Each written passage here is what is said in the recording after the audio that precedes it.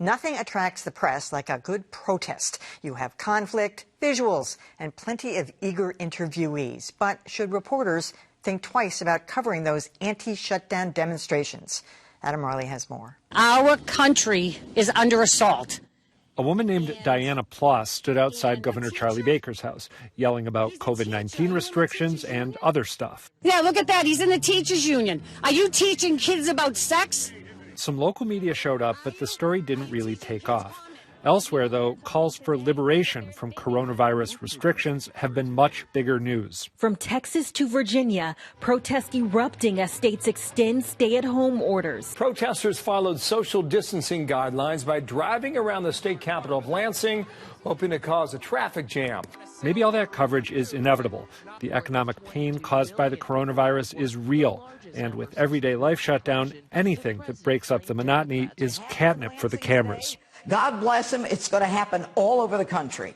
Then again, these events are a menace to public health, and they're not as spontaneous as they look. Some of these demonstrations are in part being orchestrated by pro-gun, far-right groups on social media.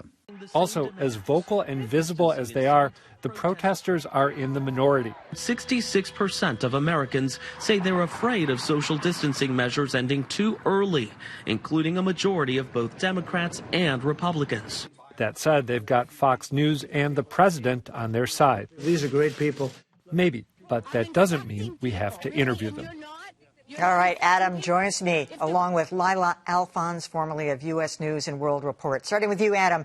I know you've been talking about this for a while. It bugs you, but it hasn't gotten an inordinate amount of attention except on Fox and some of the other places. What would you do instead? How would you brush these off, or would you just put them in context?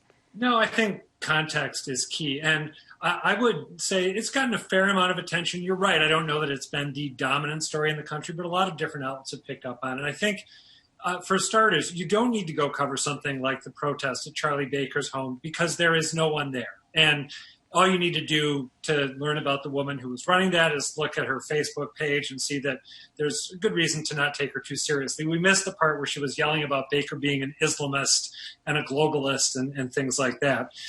If it is a huge event at a capital and there are people who are apparently focused on the genuine economic pain that's being inflicted as opposed to, George Soros trying to create a new world order, then sure. I don't think it's illegitimate to go talk to them, but note where they stand nationally, note who's organizing them, and if they have arguments that just don't make sense, that don't square with the science, note that too. I guess that's what I would say. So Adam brings up a good point, Lylah, that sprinkled in there are some people who have serious doubts and concerns about whether this, extraordinary shutdown is really the right way to go. And they may not be out there marching and protesting, but that's their sense of this.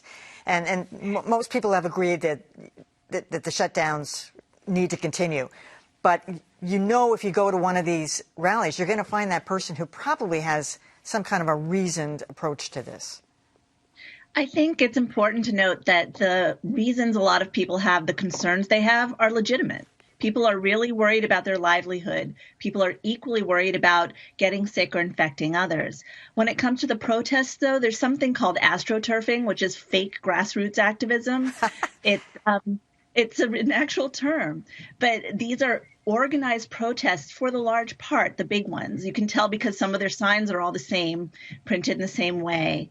The smaller things, I think there are more people expressing their actual concerns, but we can cover these protests. We can say they're going on without giving them tons and tons of airtime. And I think the media is trying to do that. I'm seeing less about the protests on actual media and more about reactions to the protest on social media, which could be the point of the protests anyway. People are sharing these clips.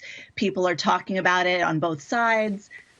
People seem to be glossing over the fact that there's a political element to it. You've got people holding Trump signs protesting governors for doing what the Trump administration is suggesting they do, which doesn't really make sense. There are people saying their rights are being trampled on. No one has a right to negligently infect others. So